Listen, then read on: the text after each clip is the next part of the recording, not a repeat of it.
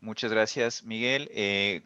Como les mencionaba, el proyecto es financiado por el Fondo Mundial de Medio Ambiente, el ejecutor es la Fundación Bariloche y el BID es del desarrollador. Aquí podemos ver no me voy a detener mucho en esta imagen, pero básicamente son todos los estudios que se han desarrollado a nivel regional por parte de la fundación y uno de ellos, claro, es el estudio que fue solicitado por la Unidad de Planeación Minera Energética de Colombia, ¿no?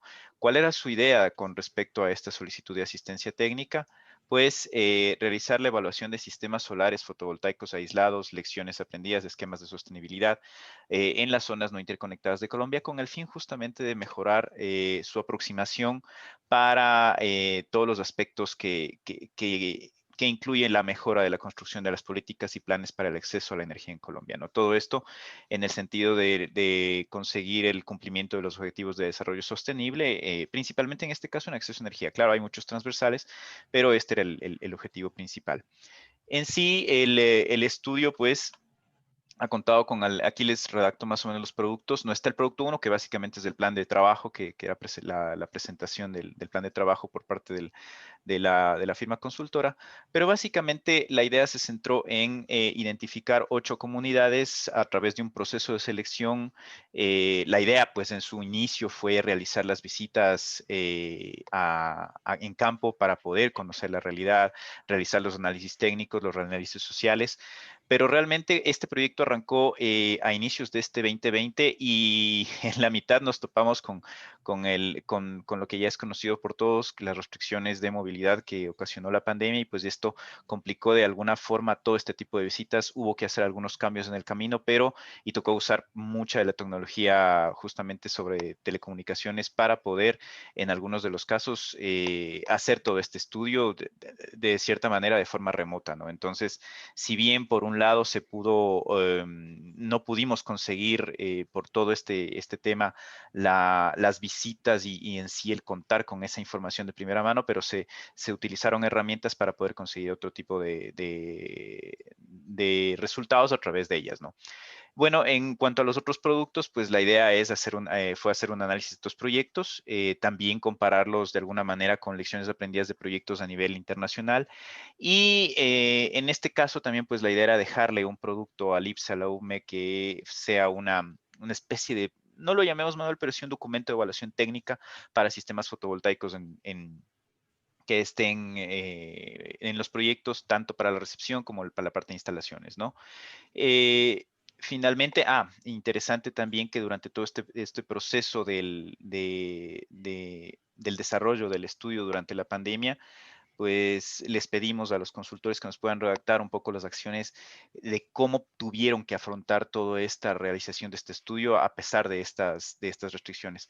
Finalmente, la idea es contar con recomendaciones a la política de expansión de la cobertura eléctrica en Colombia, sobre todo en la parte de zonas no interconectadas, y lo que estamos el día de hoy, que es la presentación de resultados a través de un webinar, que es justamente abierto a la región y a los técnicos y a los especialistas, sobre todo en acceso a energía, que están interesados en estos aspectos. De mi parte, muchísimas gracias. Ahí ustedes pueden ver mi correo y ahora nada más unos anuncios específicos como para comentarles cómo vamos a manejar la presentación. Como ustedes habrán visto hace un momento, la presentación se está grabando justamente con el fin de luego poder difundirla a través de nuestros canales. Los canales de la UPM también estarían abiertos. Las presentaciones están de hecho ya disponibles colgadas en en la web de la Fundación Bariloche.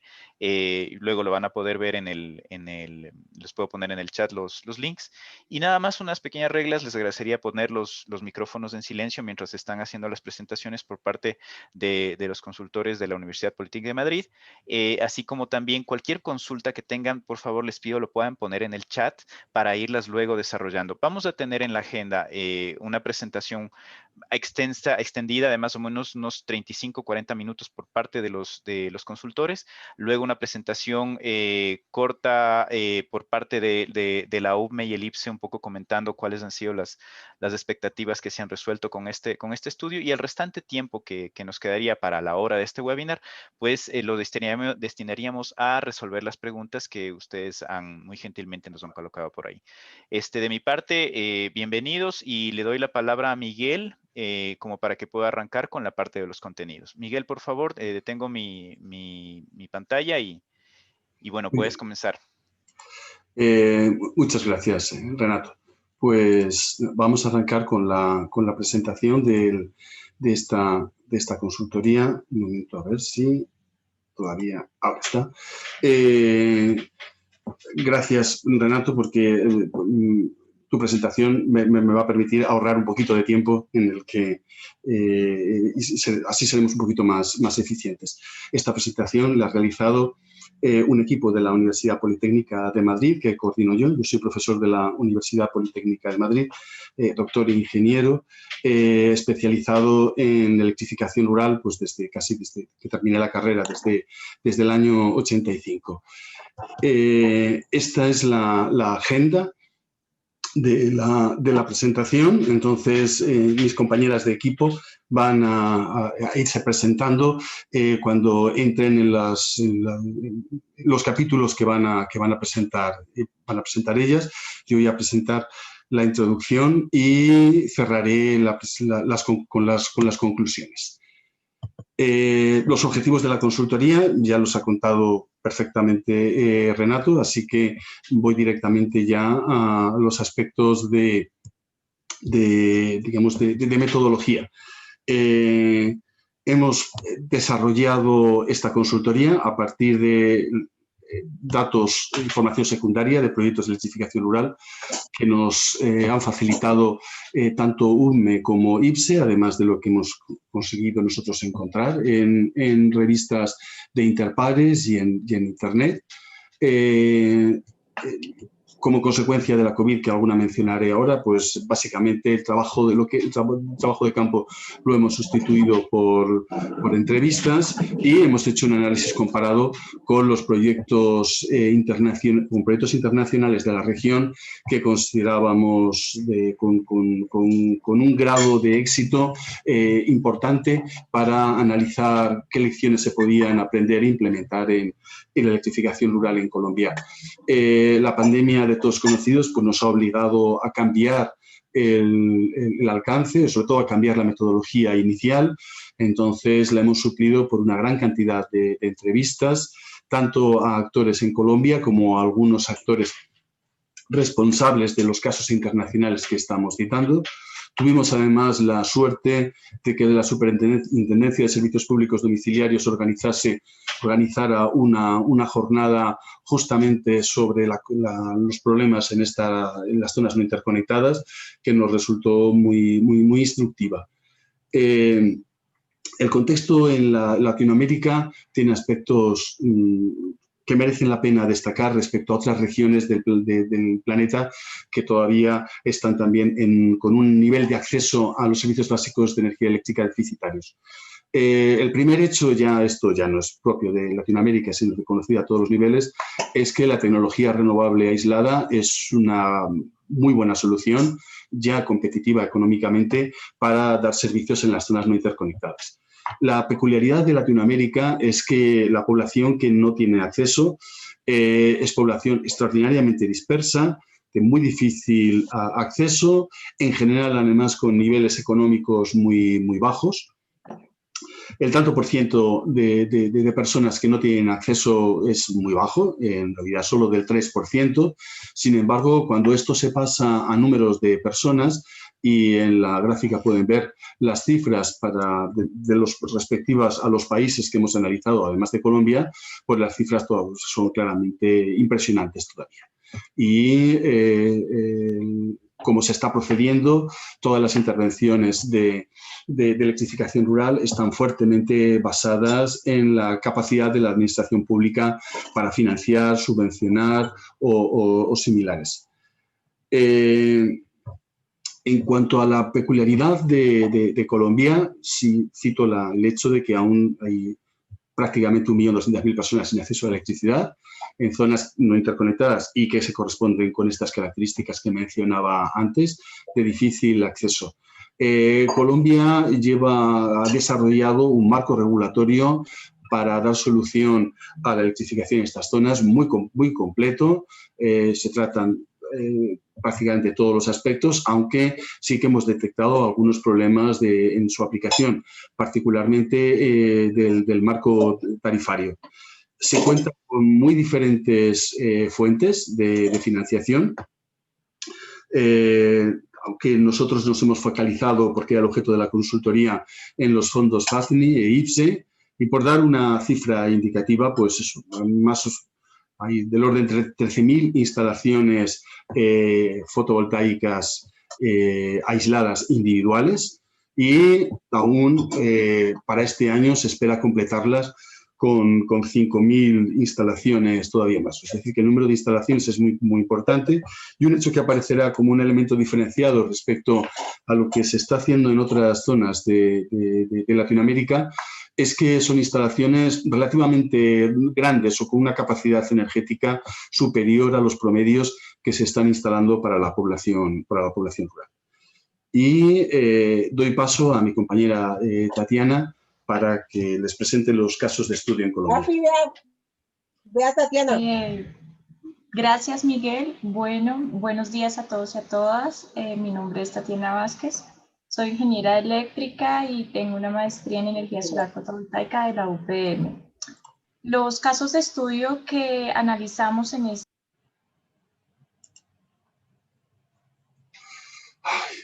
¿Aló? Ya.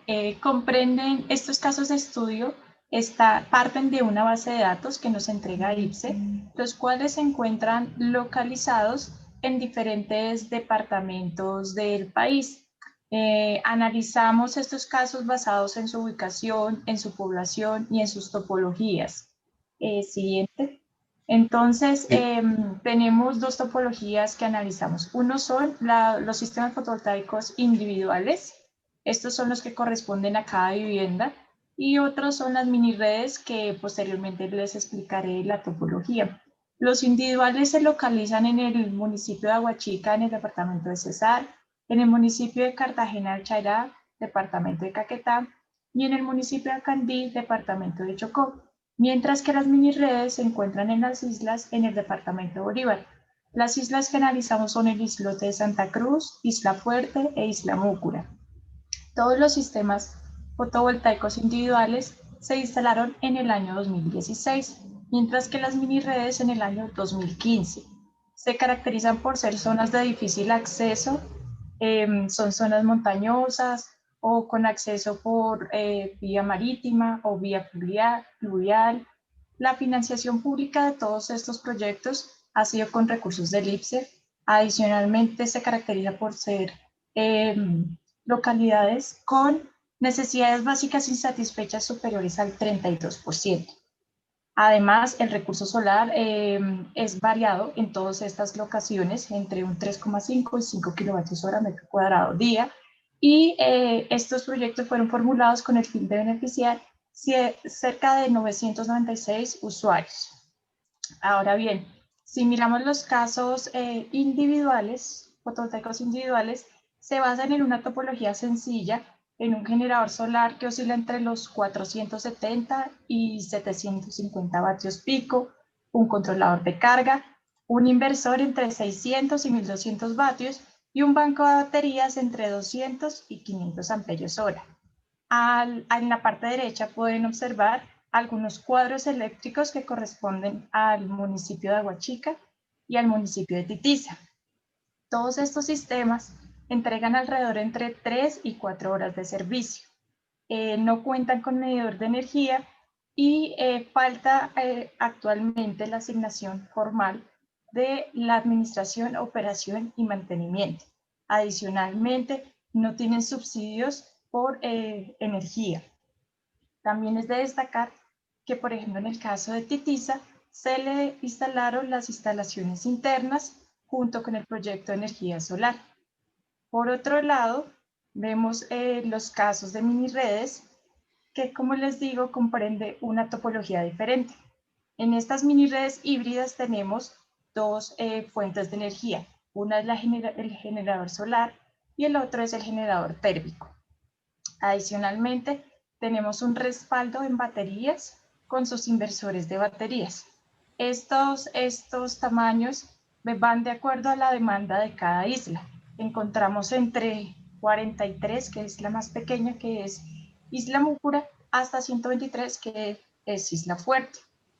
Todos estos proyectos contemplaron la instalación de acometidas y medidores de alumbrado público, en un sistema de telemedición, y los subsidios por combustible actualmente solo los tiene Isla Fuerte, mientras que el recaudo en Isla Múcura, el islote, se realiza de manera manual, es decir, por aforo de carga. La tarifa en estas islas oscila entre 5.000 pesos diarios para usuarios residenciales y 15.000 pesos para usuarios comerciales. Es de resaltar que las horas de servicio que se contemplaban en estos proyectos oscilaban entre 14 horas y 24 horas diarias, pero hoy en día se han reducido entre 4 y 6 horas debido a problemas de mantenimiento de los inversores, mantenimiento en las baterías e incluso en las plantas eléctricas o grupos electrógenos. También se destaca que en todas estas mini redes la demanda de los usuarios ha aumentado. Por ejemplo, en el caso de Isla Fuerte, hoy en día son 431 usuarios y en el momento en que se instaló el proyecto rondaba los 146 usuarios. Adicionalmente, hay muchos usuarios que se encuentran dispersos en las islas y por ende no se pueden conectar al sistema centralizado. En el caso de Isla Múcura, el generador térmico se encuentra dañado y en el caso del aumento de demanda, por ejemplo en Isla Fuerte, en cuanto al sector comercial, en el momento de la instalación eran cerca de 3 hostales, hoy en día son 20 hostales.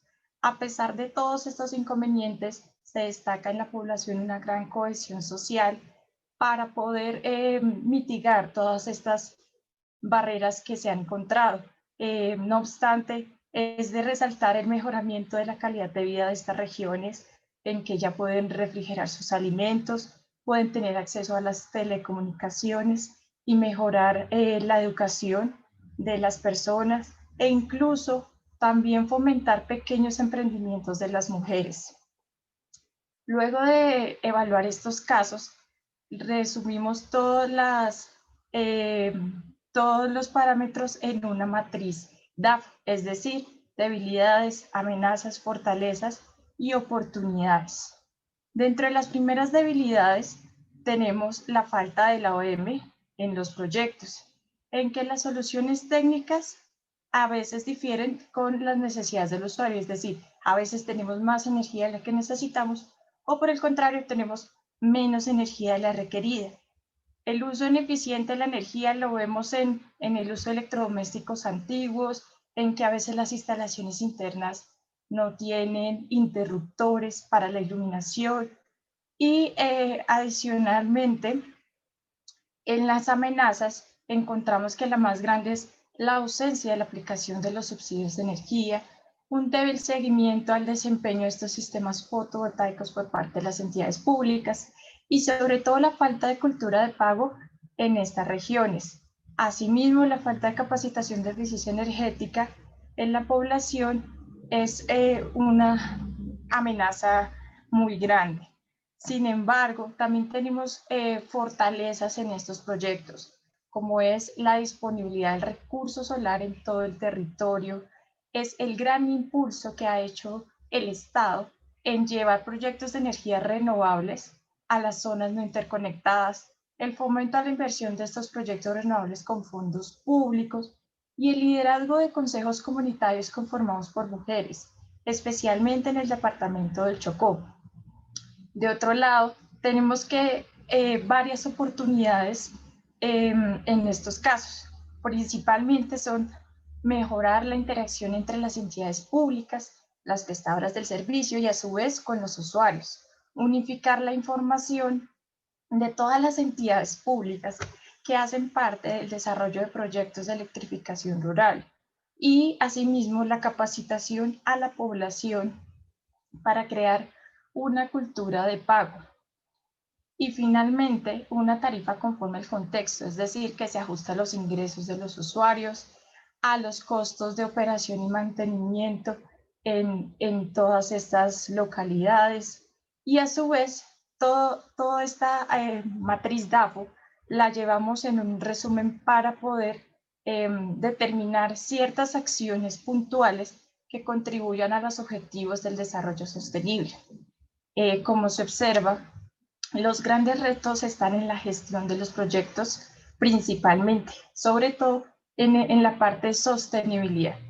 Entonces, aquí priorizamos que el gran objetivo que debemos tener en cuenta es el objetivo número 7, en donde se busca que el servicio de energía eléctrica sea asequible para estas localidades, en que la calidad de los sistemas, de los equipos, de los diseños, y aquí también hacemos un llamado a la cooperación internacional para evitar la estandarización de soluciones energéticas y más bien acoplarlas a las necesidades de los usuarios, a la cultura de pago por parte de los usuarios en estas regiones, a unas alianzas interinstitucionales y a promover la participación de la mujer en la toma de decisiones de estos proyectos energéticos y finalmente al impulso de programas ambientales como son promover el recaudo de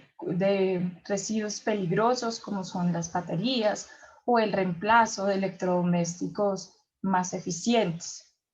Bueno, esta es la sección del análisis DAFO y doy paso a mi compañera Joana para la siguiente sección. Gracias, Tatiana. Buenos días, mi nombre es Merlin Joana Hurtado.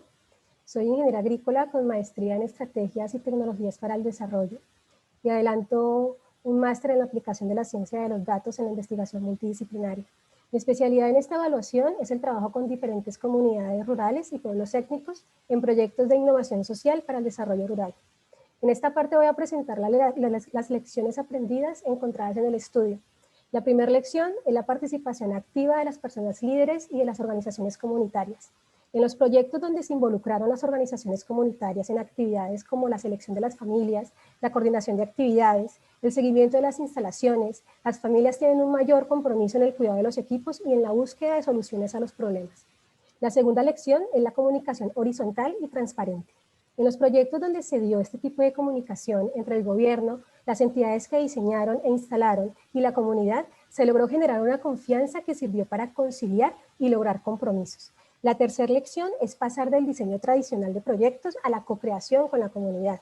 Los proyectos analizados son insostenibles y tienen en común que los equipos encargados de la estructuración de los proyectos no construyeron colectivamente con las comunidades, ni el diseño de las soluciones fotovoltaicas, ni el esquema de la administración, operación y mantenimiento. La forma en que se están diseñando los proyectos entrega soluciones estáticas que no comprenden la complejidad de los territorios, las realidades de las familias, ni las apuestas de desarrollo propio de las comunidades. La cuarta lección es la definición de la estrategia de la administración, operación y mantenimiento con las comunidades.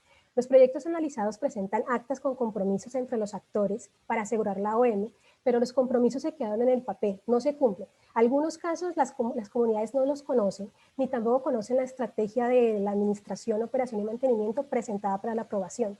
Especialmente en las instalaciones individuales. Las personas usuarias no conocen las tarifas que deberían de pagar, el por qué deberían de hacer un pago y los riesgos de no hacerlo. La quinta lección aprendida es mejorar las capacidades locales, especialmente de los agentes de cambio en las comunidades. Encontramos que en los proyectos donde los líderes y lideresas locales han guiado a la comunidad en temas relacionados con la energía, se han visto resultados claros. Por lo cual, en la estrategia de capacidades locales es importante involucrar a los diferentes agentes de cambio locales como son los líderes, las lideresas, los jóvenes, las mujeres y la población infantil, como replicadores de conocimiento dentro de su comunidad y además ampliar las capacitaciones más allá de lo técnico. La sexta lección es la reflexión sobre los cambios por el uso de la energía. Siempre se piensa que la energía trae solo beneficios. Sin embargo, en algunas comunidades, el acceder a la energía trajo cambios en las dinámicas propias de la cultura rural y étnica, especialmente en las personas jóvenes, por lo cual las desventajas y beneficios que traen los proyectos energéticos merecen la reflexión de la comunidad, uno para evitar los impactos negativos y otro para valorar los cambios positivos como una estrategia para la financiación a largo plazo. La séptima lección es la inclusión de las mujeres. Los proyectos que han incluido a las mujeres es porque la organización comunitaria tiene a mujeres en los espacios de decisión. En las zonas donde las mujeres no son visibles, los proyectos de electrificación rural no incluyeron a las mujeres ni siquiera en las capacitaciones. Hay un imaginario de que lo técnico es para los hombres y se refuerza con una narrativa que escuchamos en diferentes actores de los proyectos de electrificación como las mujeres no participan porque no quieren o porque no les interesa. Pero esto no es una realidad, porque son las mujeres a las que más les interesa que la instalación funcione, porque son ellas las que usan a diario la energía y porque ahora algunas mujeres que han logrado crear emprendimientos usando la energía de la casa están preocupadas porque el sistema no está funcionando correctamente. Entonces, los proyectos diseñados sin incluir a las mujeres están diseñados para las necesidades de los hombres, porque son ellos los que están tomando las decisiones. La última lección es la articulación entre programas y coaliciones a nivel local y a nivel nacional. De lo aprendido queda que en los proyectos donde se ha dado la articulación local entre programas de gobierno y comunidades, se han logrado procesos de generación de ingresos y de generación de capital social a través de la energía. También es importante las coaliciones de las organizaciones locales que garantizan la sostenibilidad porque han logrado acuerdos de paz locales con los actores ilegales armados, permitiendo que se mantenga la prestación del servicio de la energía. Además, se requiere que la articulación vaya a lo nacional, porque algunas comunidades no saben a quién o a qué entidad dirigirse ante los problemas por la prestación del servicio público de la energía. Finalmente, para lograr la meta de la cobertura de energía en todas las zonas no interconectadas, es necesario que los diferentes actores que entran a los proyectos puedan conocer las lecciones pasadas y planteen intervenciones sobre lo que ya se ha recorrido. Muchas gracias y ahora doy paso a Andrea para otra parte importante del estudio. Muchas gracias, Joana. Buenos días con todos. Mi nombre es Andrea Aras Almeida, soy ingeniera eléctrica y doctora en energía solar fotovoltaica. Y dentro de esta consultoría he participado como experta en planificación energética y electrificación rural. Y a continuación me voy a permitir presentar los resultados de la fase de identificación de oportunidades de mejora en el contexto colombiano, que ha sido posible construir gracias a los resultados previamente descritos por mis compañeros, a lo que se suma un análisis de casos a nivel internacional, concretamente en la región de América Latina, casos de éxito, que permiten recoger esos aprendizajes y lecciones aprendidas para replicarlos y adaptarlos al contexto colombiano. Y es así que aquí hemos analizado, por ejemplo, en Perú, el programa Luz en Casa, en México, el programa Luz en Casa México y el programa ILU México. En Brasil, el programa Luz para Todos. En Bolivia, el proyecto de microfranquicias para acceso a energía limpia. En Chile, el proyecto Coquimbo, desarrollado en 15 municipalidades, a lo que añadimos un caso concreto de electrificación en zonas insulares, y me refiero a la mini red híbrida de Floriana de las Galápagos en Ecuador. Con esta visión global se han podido identificar para el contexto colombiano oportunidades de mejora en 5 dimensiones, considerando la definición de la sostenibilidad, pero bajo la lupa de la electrificación rural. La primera dimensión es de tipo institucional y sugiere especialmente convertir el acceso a la energía en una política de Estado.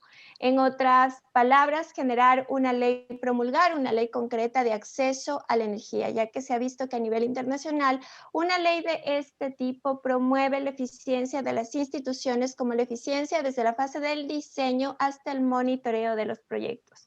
Pero esta propuesta de ley no quiere decir que hay que empezar de cero, todo lo contrario, se recoge los grandes esfuerzos que ha venido haciendo Colombia, especialmente durante la última década, para fortalecer su marco normativo en electrificación rural y que integraría, por ejemplo, los decretos 1623, 884 y que se apoya en leyes bien establecidas como la 143, la 1715 o la 1955. Esta propuesta de ley, inspirada especialmente en el caso peruano, comprende 4 preceptos e incluye la complementariedad, que refiere al hecho de que es el Estado quien impulsa proyectos de tipo social, pero que requiere de una fuerte articulación institucional a todo nivel. El segundo punto es la subsidiariedad, donde se habilita al Estado para financiar este tipo de proyectos bajo una gestión eficiente de los recursos que da paso también a la participación privada. El desarrollo sostenible, por su parte, promueve un desarrollo socioeconómico, generador de empleo, de nuevas oportunidades, como por ejemplo de proyectos de tipo productivo. Y la adecuación y diversificación tecnológica promueve de forma paralela e integradora proyectos de energía renovable y eficiencia energética, y también busca un diseño de soluciones conforme a las necesidades de las comunidades. Esta propuesta de ley va a la par con lo que busca la actual misión de transformación energética del gobierno colombiano a través de una simplificación normativa que nos llevaría, por ende, a una unificación de fondos de financiación y, por lo tanto, a homologación de criterios y procedimientos para acceder a esos fondos, que requiere además de la participación de nuevos actores, en otras palabras, de nuevos modelos de negocio y alianzas multiactor. La segunda dimensión es de tipo financiera, y aquí empezamos destacando el hecho de que para facilitar la implementación de tecnología renovable, especialmente en contextos vulnerables como son las zonas rurales e islas, pues se requiere de una combinación de distintos modelos de negocio que vemos que funciona en América Latina y que implica además distintos mecanismos de financiación, subsidios como innovaciones tecnológicas.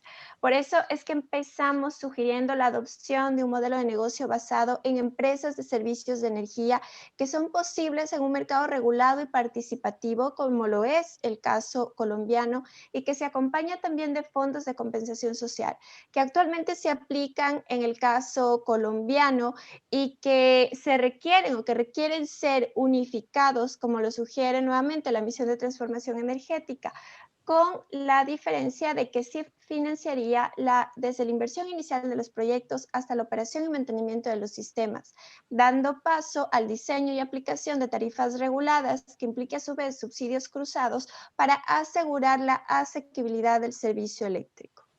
Por otro lado, también, y destacando la particularidad de los contextos, se sugiere adoptar modelos de negocio basados en subastas solares que vemos que funcionan en el contexto internacional, en islas concretamente, para asegurar la inversión inicial de tecnología fotovoltaica a gran escala y los trabajos de operación y mantenimiento a largo plazo. Por otro lado, y reconociendo que el acceso a la electricidad no es suficiente para mejorar la calidad de vida de las personas, se hace una propuesta de implementar modelos de negocio basados en el emprendimiento, y estas son las microfranquicias, que por un lado ayudarían a mantener el flujo del dinero dentro de los proyectos y por otro beneficiarían la economía familiar a través del incremento de los ingresos.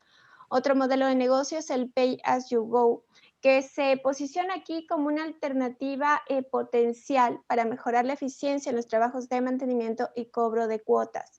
Aquí también se añade valor a los incentivos tributarios actualmente aplicados en el modelo colombiano, pero que requieren acelerar esos procesos de obtención. La tercera dimensión es de tipo tecnológica, y aquí rescatamos el valor de la diversidad tecnológica como la escalabilidad y modularidad. En otras palabras, se trata de construir soluciones flexibles y adaptadas a las necesidades de las comunidades. Otro aspecto importante es la eficiencia energética para construir dentro de la ZNI un mercado de equipos o electrodomésticos eficientes y de bajo consumo, para no impactar negativamente la demanda.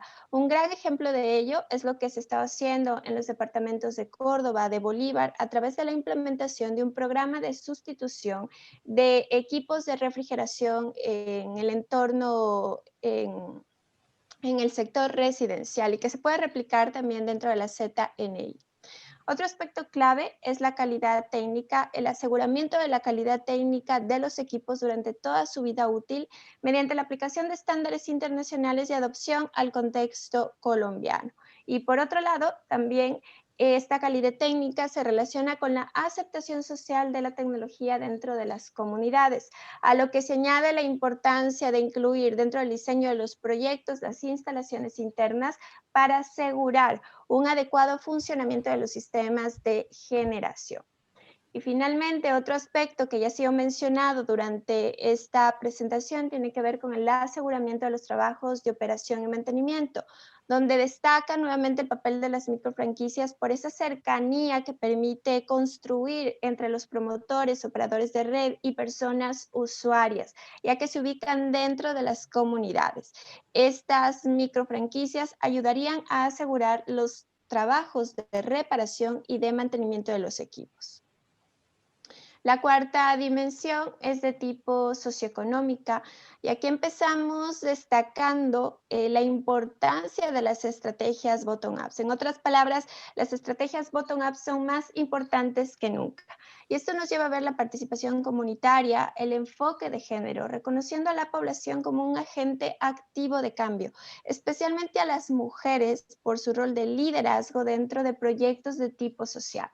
Otro aspecto fundamental está en construir y fortalecer las capacidades locales, tanto a nivel técnico como de gestión, desde el manejo hasta el análisis de la información, en subsidios, tarifas, para contribuir a la gestión global de los proyectos.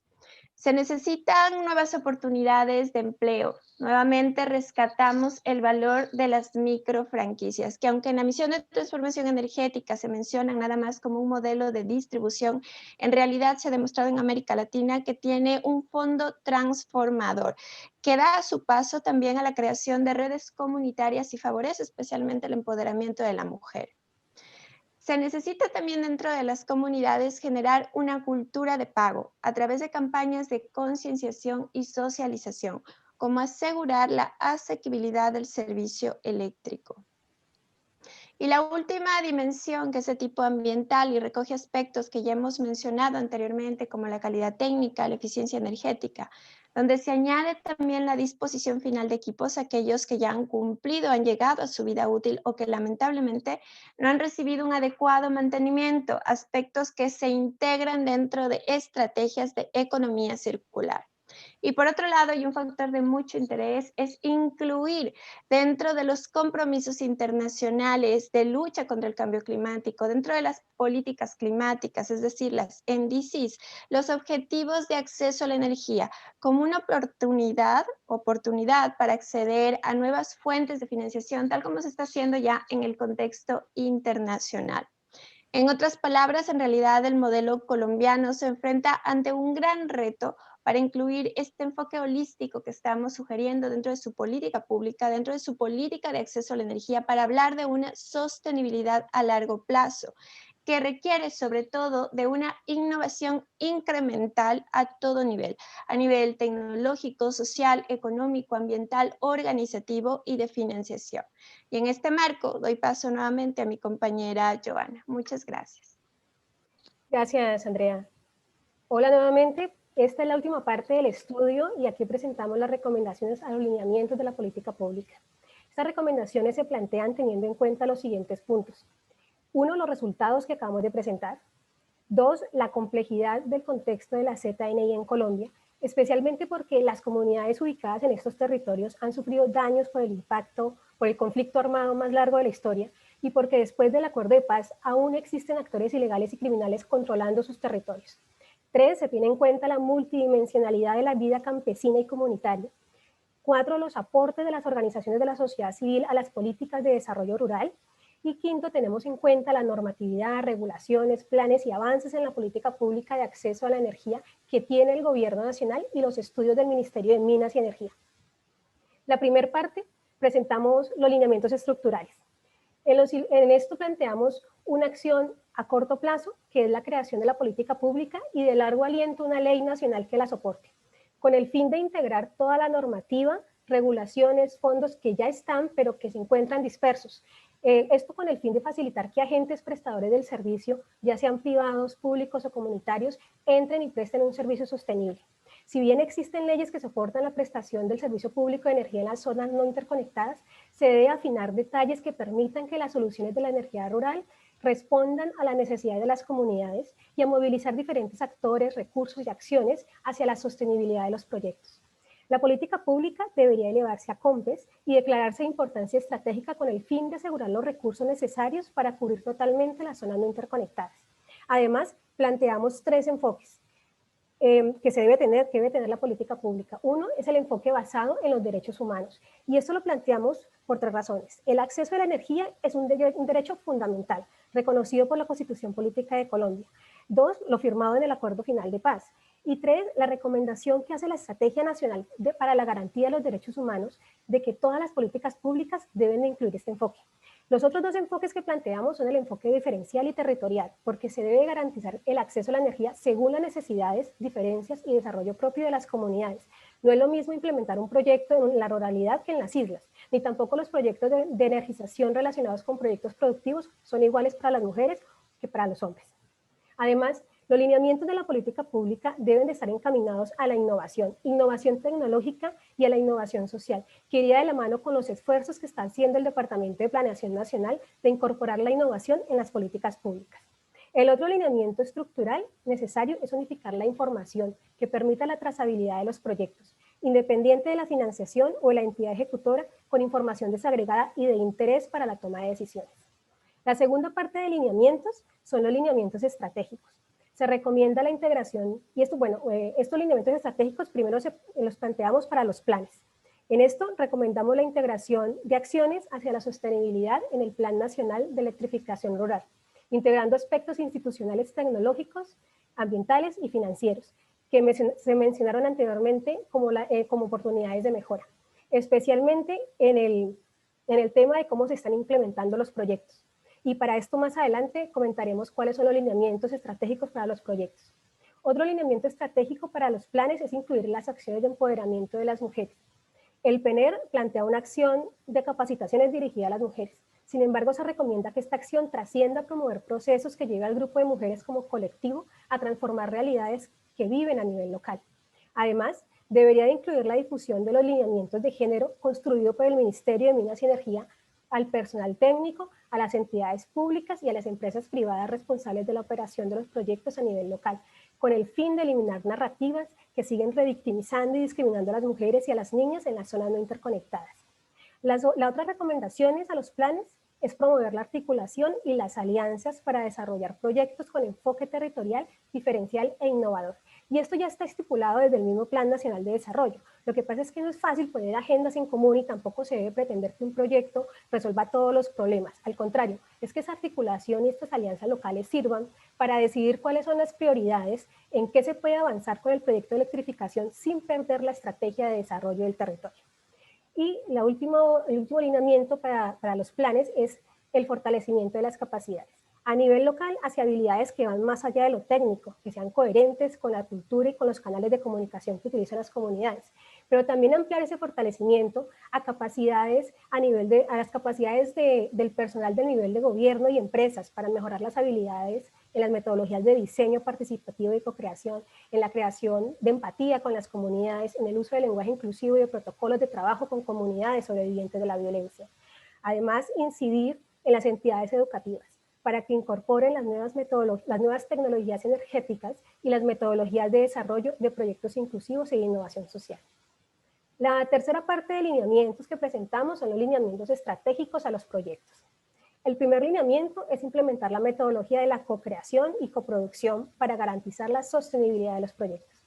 En el método tradicional de proyectos de electrificación en la ZNI, la persona usuaria es pasiva, interactúa con el prestador de servicio cuando se hace la instalación y cuando el usuario deja de recibir el servicio. Algunas veces hay una comunicación cuando reporta problemas al prestador de servicio, pero en muchas zonas de la ZNI, las comunidades ni siquiera tienen dónde comunicarse.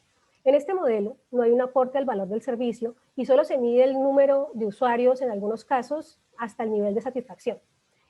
El modelo que planteamos que se debe utilizar en los proyectos es el modelo de co-creación, donde la persona usuaria está presente desde la fase del diseño del servicio, y esto implica co-crear cuál será la solución de la energía con su esquema de administración, operación y mantenimiento, y que esté durante todo el proceso. Debe haber una interacción permanente entre todos los agentes y usuarios para actualizar y mejorar el servicio. Para esto se necesita generar la participación activa, que los equipos técnicos y las entidades de gobierno escuchen a las comunidades y que las propuestas se den en un proceso de validación con ellas. Con esto se co-crean soluciones centradas en las necesidades y realidades de las familias.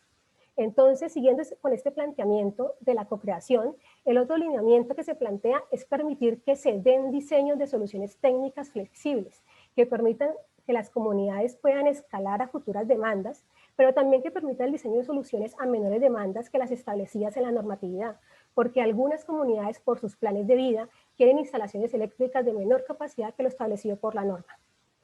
El otro lineamiento es permitir y promover esquemas empresariales que dependerán de las condiciones locales y capacidades que existan en las ZNI. Otro lineamiento es asegurar la calidad técnica de las instalaciones solares fotovoltaicas a través de alianzas con entidades tecnológicas, por medio de investigaciones científicas y de pilotos, y también integrar parámetros de calidad con los cuales se evalúan los proyectos, teniendo en cuenta la calidad de los equipos y el respaldo y la experiencia del fabricante. El último lineamiento que hacemos para los proyectos es hacer el seguimiento y la supervisión de las inversiones, no como evaluaciones puntuales, sino a través de incorporar sistemas de monitoreo, ya sea con el uso de tecnologías en remoto o en sitio, o con sistemas de monitoreo comunitario. Lo importante es recolectar esa información, analizarla y brindar los canales de comunicación en doble vía a las personas usuarias. En la última parte presentamos las recomendaciones a los mecanismos de financiación. Y hacemos 3 recomendaciones. Uno es focalizar los subsidios cruzados de las personas usuarias del SIM a las personas usuarias en la ZNI que tienen niveles altos de empobrecimiento. El segundo, que es muy importante, es introducir incentivos para atraer nuevos operadores a través de conectar a los agentes operadores con fondos de impacto social e inversores que permitan la integración de componentes que no se financian en la instalación como los equipos de medición. También disminuir los tiempos de aprobación de los proyectos y dar garantías para la recuperación de la inversión por medio de una tarifa que cubra los costos de cobertura en la ZNI. Y este cálculo de la tarifa de la operación del servicio en la ZNI debe estar basado en las condiciones locales, la demanda, los costos operativos y administrativos y la tecnología de generación empleada. Esto implica que la tarifa para las instalaciones con tecnología solar deba definirse por energía generada y no por potencia. Finalmente, esperamos que estas recomendaciones sirvan para abrir el debate, para generar ideas y entendimientos mutuos y lograr una prestación del servicio de energía sostenible en las zonas no interconectadas.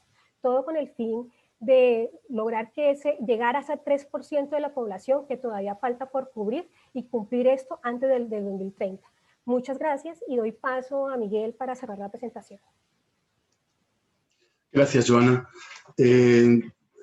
Para concluir, algunas ideas clave, por más que el informe tiene muchas más conclusiones, y en ese sentido les dirijo al menos al sumario ejecutivo que hemos hecho, incluso al informe completo.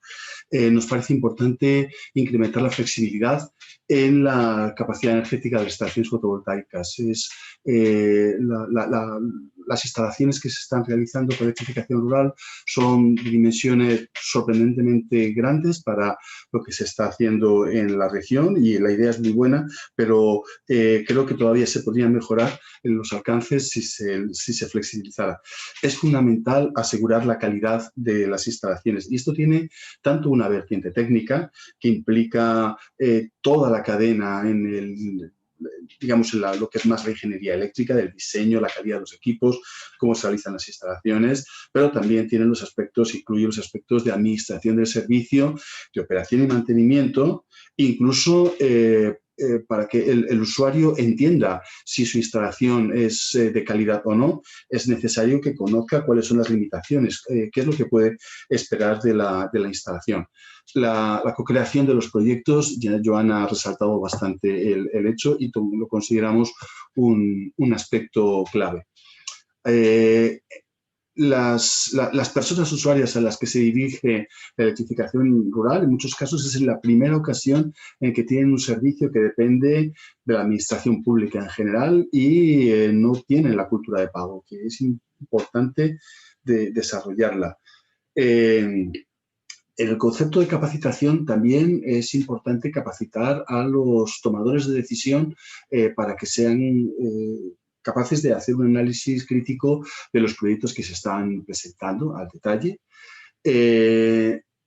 Insisto una vez más lo fundamental que es incluir a las mujeres, que son las principales usuarias de las instalaciones domésticas.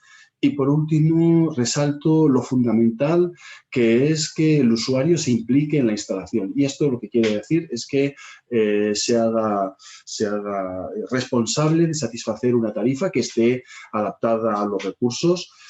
Sabemos muy bien desde la cooperación que la donación no funciona porque conduce a la infravaloración del servicio.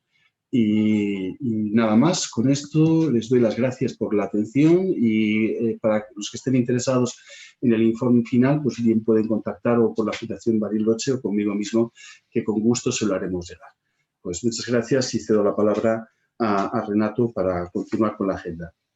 Muchas gracias, Miguel, y muchas gracias también a los demás colegas investigadores que nos han ayudado con la presentación de los resultados de este estudio, que en un principio, bueno, nos iba a tomar menos de medio año, pero con todo el proceso de las restricciones por la pandemia, pues nos tomó hasta este punto. Yo quisiera dar paso a los colegas de la UVME. Me parece que Oscar está conectado. No sé si tú vas a intervenir, Oscar, o tal vez Joana, como para que nos puedan dar sus apreciaciones al respecto de todo este estudio que ha sido en beneficio de ustedes, ¿no? Oscar Sí, ¿cómo está, Renato? Ah, Buenos Joana. días a todos, ¿cómo les va? Buenos días. Bien. Bueno, sí quisiera destacar varios aspectos pues, del estudio. Definitivamente a partir de esa identificación de la matriz DOFA, de los proyectos a los cuales se les hizo ese acercamiento y de todo ese análisis de las dimensiones, tanto social, técnica, ambiental, económica, pues le permite a las alcaldías, ¿sí?, a las entidades, llámese alcaldías, llámese operadores de red, identificar en qué elementos podemos enfocar esfuerzos para mejorar tanto en la estructuración, en la operación y seguimiento de los proyectos. Para nosotros, pues desde ya consideramos que este documento con sus lineamientos y las acciones en cada uno de estos lineamientos nos servirá como herramienta de insumo para el Plan Indicativo de Expansión de Cobertura, también para el Plan Nacional de Electrificación Rural y pues todo esto alineado con la línea de transformación energética y específicamente el foco 4. Uno de los retos que se ha mencionado pues en el estudio es la mejora en el mecanismo de sostenibilidad de una manera integral y en el seguimiento. Para ello es muy importante reconocer pues esas diferencias geográficas, étnicas, culturales, técnicas, pues de las comunidades y en especial, como lo mencionaban, pues todo este aspecto de conflicto armado que se presenta en nuestras regiones, ¿no? Entonces, nosotros vemos desde la UNME, IPSE también, creo que lo ve así, que hemos avanzado en esto y le damos ya esa importancia a través de los PERS, a través de estos mecanismos de financiamiento, caso FENOGE, PASNI, Plan Pacífico, en que incorporamos esta parte social bastante y que es fuerte, ¿no?, en estos proyectos. Creo yo que es un punto que de pronto no mencionaron, pero dentro del estudio y pensando en la comunidad y los diferentes actores, también se ha presentado una guía de procedimiento para la evaluación de proyectos y también la recepción. Entonces yo creo que esto le sirve al usuario para cuando le toca a la comunidad presentarse, estar ahí a la hora de la ejecución de un proyecto, pues que sepa cómo debe hacerlo. Es una guía pues importante. Creo yo que estos son pues los elementos que rescato del estudio. Obviamente seguiremos analizando todo para ver en qué otras líneas se puede utilizar, ¿no? Muchas Muchísimas gracias. gracias. Muchísimas gracias, Joana, por la intervención y por el contexto desde la UVME de la utilidad de este estudio, sobre todo en la integralidad que puede aportar a la mejora de la política pública justamente para la universalización de los servicios de energía. Tenemos algunas consultas, estamos casi llegando al tiempo final del webinar. Hay algunas muy específicas que nos han dirigido, por ejemplo, Milton, me parece que es Milton Balseca de Ecuador, que es un especialista ya de algunos años en electrificación, en donde hay algunos temas muy específicos que probablemente se las puede encontrar en el informe completo. Con gusto lo podemos compartir. comencemos también con la de David Alejandro, la primera que se menciona, podría especificar cómo se determinó la tarifa para el caso de mini redes híbridas. Creo que escuché que la tarifa es por día. ¿Se podría profundizar en esto, por favor? Y hay otra al respecto también de los costos, que está un poco más abajo, que la podríamos juntar como para la respuesta, en donde se menciona que la ley siempre debe ser a favor de los ciudadanos y la energía es un servicio básico primordial que promueve hacia el desarrollo.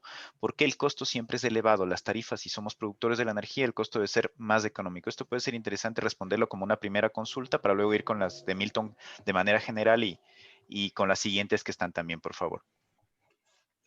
Para esta primera consulta, una rápida respuesta. Efectivamente, la energía siempre ha sido cara. O sea, la energía está de algún modo relacionada estrechamente con las ventajas de la energía están fuertemente relacionadas con el Producto Interior Bruto de un país, indicando en consecuencia la importancia trascendental. Si nos referimos concretamente a la tecnología solar, efectivamente el combustible que tenemos es gratuito. El sol es gratuito, pero todo el proceso de gestión, manejo, o sea, todos los aspectos técnicos de equipamiento, pues esos son los que tienen costos de inversión, de operación y de mantenimiento. Y, por supuesto, los equipos se estropean y hay que reemplazarlos, aunque justamente lo más original, que es la generación fotovoltaica, los módulos, las placas, es lo que más dura, pero las baterías pues tienen su tiempo de vida, etcétera, y la administración también. Entonces, de ahí es donde vienen los costos de la energía, por más que el combustible sea gratuito. Miguel, muchas gracias. Tatiana, por favor. Sí, gracias Renato y Miguel. Bueno, quisiera de pronto aclarar un poco lo de la tarifa de los 5.000 pesos que lo han preguntado nuestros participantes. Para aclarar, Colombia tiene una regulación muy específica para los sistemas fotovoltaicos individuales, que es la CREC 097 de 2000, CREC 091 de 2007 y recientemente la CREC 166 de 2020 que aplica para sistemas de 500 vatios y superior. Entonces, la pregunta para las mini redes es que todas estas islas ya tenían grupos electrógenos instalados. Cuando tienen estos generadores térmicos, cada isla tiene su propia regulación. Entonces, para el caso de Isla Múcura, el islote que no cuentan con subsidios por combustible, entonces las cooperativas de estas regiones han tenido que conformar su tarifa basada en sus costos operacionales de combustible y de mantenimiento. Eso ha conllevado a que determinen que la tarifa para que ellos puedan entregar energía es de 5.000 para los usuarios residenciales y de 15.000 para los usuarios comerciales. Es decir, que esta tarifa no es la que está reglamentada bajo nuestra regulación actual, sino bajo las condiciones a las cuales les toca adaptarse. Gracias, Tatiana. Tal vez alguien más del equipo consultor que quiera aportar algo adicional. Bueno, quizá añadir algo a lo que ya mencionaron mis compañeros, es el hecho de que para determinar, esto es cuando la población tiene el conocimiento de cómo gestionar este subsidio que se da, por ejemplo, en el caso concreto de mini redes híbridas en islas, donde se aplica en una isla concretamente la tarifa. Pero ¿qué pasa en los otros sitios donde las tarifas son diseñadas concretamente por quienes operan el sistema? Y estas son las cooperativas comunitarias, quienes realizan visitas a los hogares y en función del tipo de electrodoméstico, el número de electrodomésticos que tienen los clientes, sean residenciales o comerciales, establecen la tarifa. O sea, se realiza de una forma empírica y muy general. Pero a pesar de esto, a pesar de que se cuenta con una tarifa bajo una normativa o con una tarifa definida de forma empírica, también se ha visto, y esto vale mencionarlo, el hecho de que el servicio de energía eléctrica sigue sin ser asequible para la población. ¿Por qué? Porque estamos hablando de poblaciones vulnerables, poblaciones que a cualquier choque externo, pues sus economías se ven enormemente afectadas, como lo que está pasando actualmente en la pandemia. Eso nada más para añadir y que va relacionado también con la pregunta que comentabas, Renato. Muchísimas gracias, Andrea. Pasemos con la siguiente consulta. Nada más les pido, por favor, les había recordado al inicio que las consultas las podríamos manejar vía chat para poder cumplir con el tiempo que está destinado al webinar, así que les agradezco nos puedan dejarlas en el chat. Vamos con las consultas de Milton, que son dos preguntas, pero hay algunas ahí, ¿no? Bueno, un poco se pregunta los modelos de gestión administrativa y económica para los sistemas en islas, los costos para que implicó todos estos procesos de instalación y el financiamiento. Creo que esto está reducido o más bien dicho redactado en el informe, pero bueno, si sería interesante una perspectiva general al respecto. Y luego nos pregunta, ¿qué rol juegan a las empresas eléctricas de distribución en el área? En Colombia, qué raro, en Islas de Buenaventura son las mujeres que lideran el proyecto energético, es un caso específico que probablemente Milton no conoce. En Ecuador, ¿cómo están las microredes en la Amazonía, que es electrificación rural? Bueno, nada más en la parte final, acotar que el estudio fue para Colombia, en Ecuador solo se seleccionaron casos específicos que estaban orientados a aportar como lecciones aprendidas hacia el contexto colombiano. Esto, por favor, les dejo al equipo consultor la segunda consulta.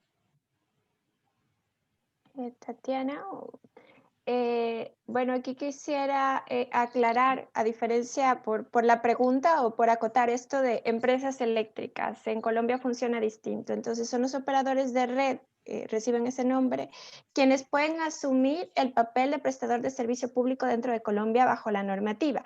Pueden ser los operadores de red, empresas privadas, por ejemplo, o pueden ser las entidades territoriales o las comunidades locales. Por eso es que en islas se conforman las cooperativas de servicio público, que lo conforma pues la población local. ¿Qué es lo que pasa aquí? Esta comunidad tiene que encargarse tanto de la operación y mantenimiento como de la gestión del sistema, y sus debilidades están a nivel de gestión, por decirlo así, a nivel de capacidades locales para poder realizar trabajos técnicos de operación, mantenimiento, mientras por otro lado, por el lado de la gestión, el hecho de poder gestionar los subsidios o manejar de una forma eficiente los recursos a fin de que su caja no se ve afectada, su flujo de caja no se ve afectada.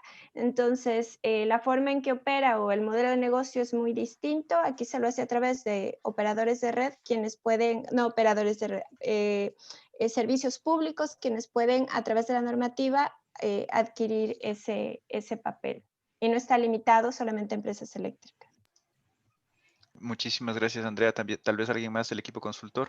Sí, Renato, para complementar que cada uno de estos proyectos tienen documentado su modelo de sostenibilidad ajustado a su contexto, ajustado a sus costos operacionales. Por lo tanto, digamos que no podremos generalizar los costos de todas estas islas. Adicionalmente, para responder a una pregunta del chat en donde mini redes o Solar Home System, creo que aquí no podemos decir que el uno es mejor que el otro, sino que se debe adaptar la tecnología al contexto de las localidades. Esa es la famosa flexibilidad tecnológica que estamos proponiendo en este estudio.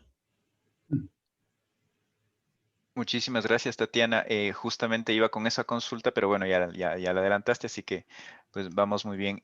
Tenemos una más de parte de, hay un interés de parte de Uruguay que nos mencionan. Acá en Uruguay la realidad es diferente obviamente, pero mucho de esto es aprovechable para redondear nuestra política en el tema. Me interesa conocer con más detalle el empoderamiento de la comunidad en el mantenimiento de los sistemas aislados. Quizá, Joana. Joana, sí, eso. Eso. Lo que se encontró es que las comunidades que han estado desde el inicio de los procesos hacen un seguimiento a las instalaciones para poder conocer si está funcionando, qué familias no tienen el servicio o qué problemas ha pasado con la calidad del servicio.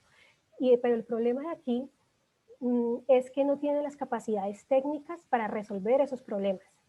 En muchas de las comunidades, lo vimos sobre todo en los consejos comunitarios, ellos lo que hacen es, tienen lideresas y líderes en las veredas que hacen un seguimiento desde el inicio de la selección de las familias, hacen un seguimiento de cómo se está prestando el servicio, pero quedan en un cuello de botella en el momento de resolver. Ni siquiera pueden establecer tarifas para cobrar, especialmente en los sistemas individuales.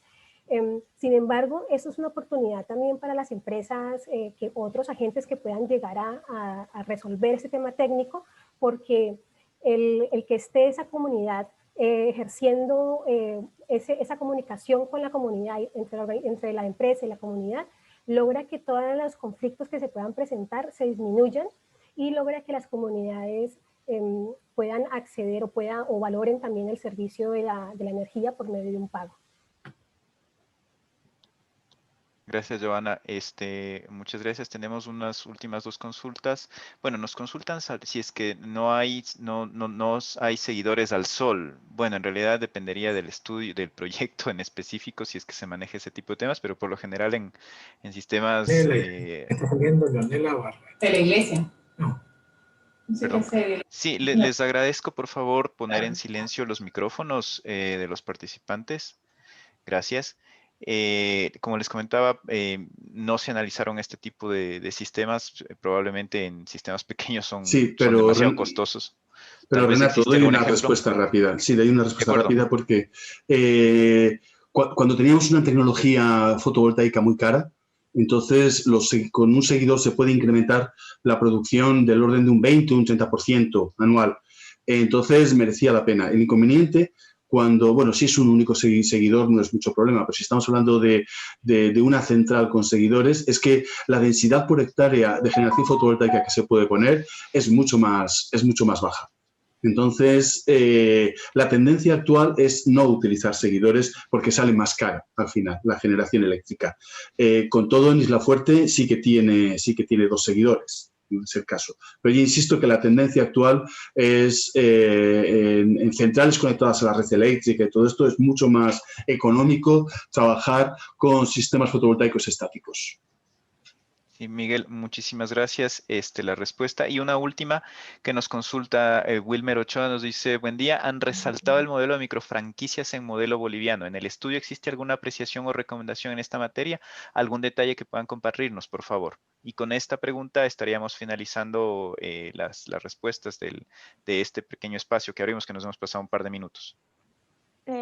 Bueno, si me permiten responder, sí, efectivamente, dentro del estudio se encuentra detalle el por qué sugerimos la implementación de este modelo por varios factores, como ya se comentó en la presentación. Inicialmente sirven para mantener esa cercanía entre promotor y usuario, para comercializar equipos o electrodomésticos compatibles con los sistemas fotovoltaicos y para garantizar ese mercado de acceso a equipos eficientes dentro de las comunidades.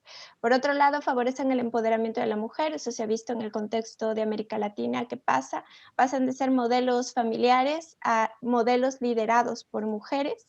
Permiten a su vez crear redes comunitarias, sirven como redes generadoras también de conocimiento, de capacidades.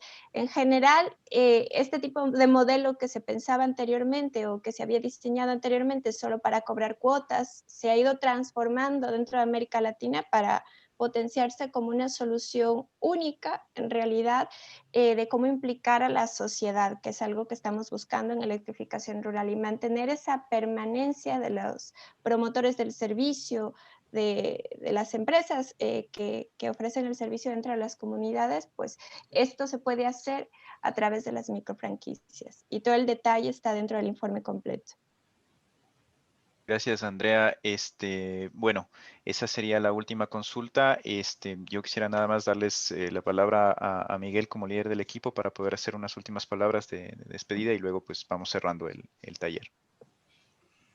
Muchas gracias, Renato. Para nosotros ha sido una ocasión muy interesante de constatar todo nuestro aprendizaje en electrificación rural. Pensamos, quizás lo más positivo de todo es que lo que sí que hemos observado es un posicionamiento claro por parte de la Administración Pública Colombiana, de UME e IPSE, en conseguir el reto.